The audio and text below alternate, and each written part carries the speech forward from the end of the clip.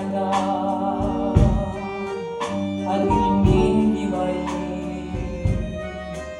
отболели тяжелые раны твои.